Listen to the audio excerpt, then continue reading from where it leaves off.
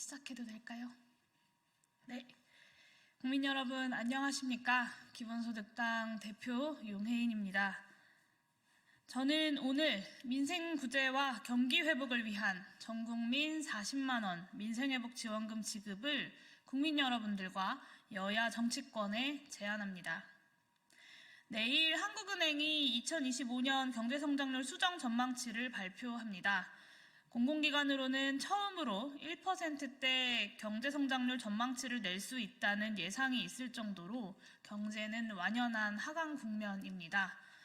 정부가 그동안 경기 부양 요구를 거부했던 근거는 주로 수출 증가세에 따른 경제의 회복세 전환이었습니다.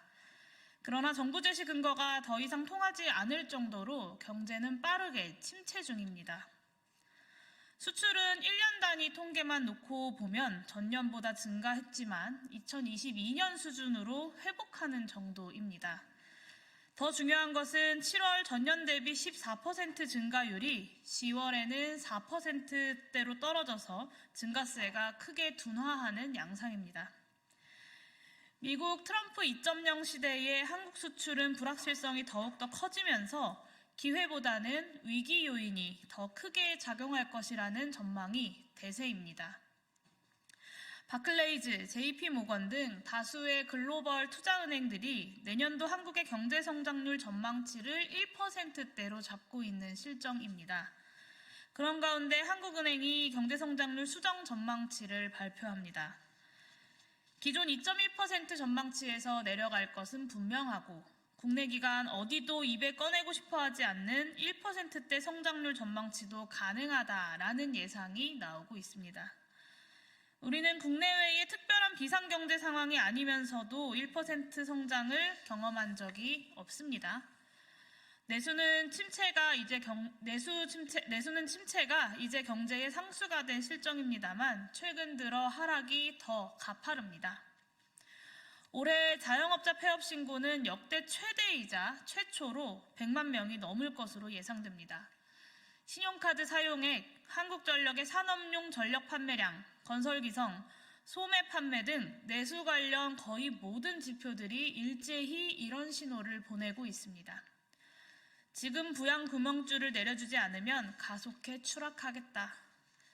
그동안 재정 건전성 타령만 하던 윤석열 대통령이 얼마 전 재정의 적극적인 역할을 처음으로 언급하고 나선 경제적 배경이 바로 이제는 도저히 부인하거나 감출 수 없을 정도로 확연해진 내수 경기 추락 상황 때문입니다.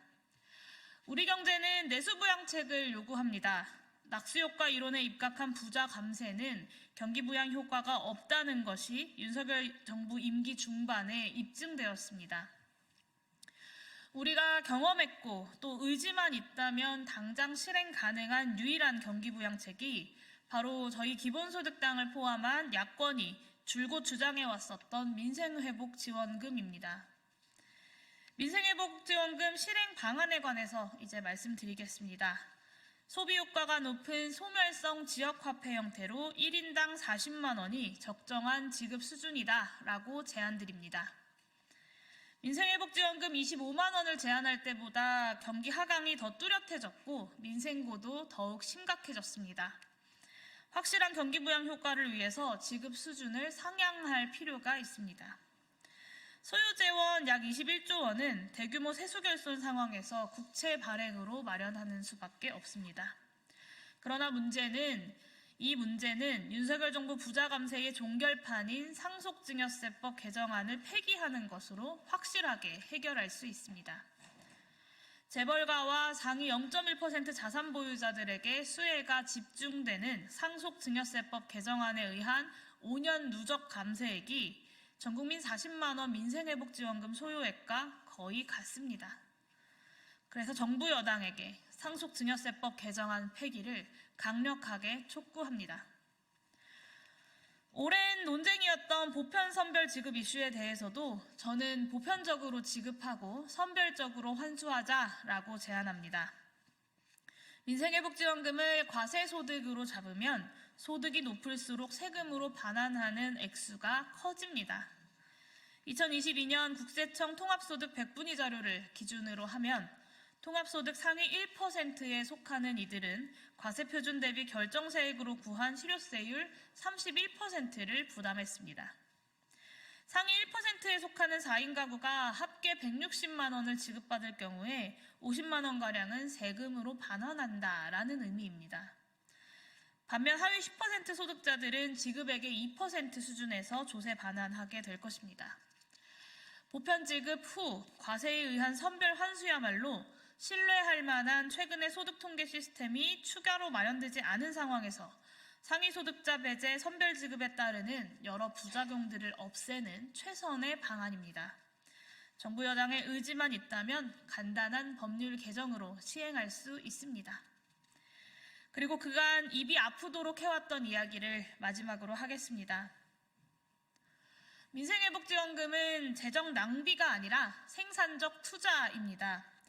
우리 경제는 구조개혁에 의한 회복과 반전의 계기를 만들어내야만 합니다.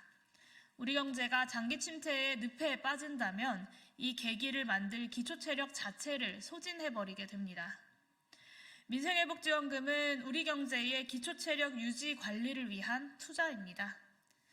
그리고 민생회복지원금은 또 IMF 때보다 더 힘들다는 민생고를 조금이라도 줄여서 경제주체들의 사기를 붙돋는 투자이기도 합니다. 민생회복지원금은 특정 직업군 그리고 특정 계층만을 타깃으로 우대하거나 소외시키지 않기 때문에 심화하는 양극화에 대해 공동체적 통합 효과를 발휘할 수 있는 사회적 투자이기도 합니다. 민생에는 여야가 없어야 합니다. 모든 경제지표가 일제히 민생회복지원금 경기부양책을 펴라라는 신호를 보내고 있습니다. 죄송합니다. 모든 경제지표가 일제히 민생회복지원금 경기부양책을 펴라라는 신호를 보내고 있습니다.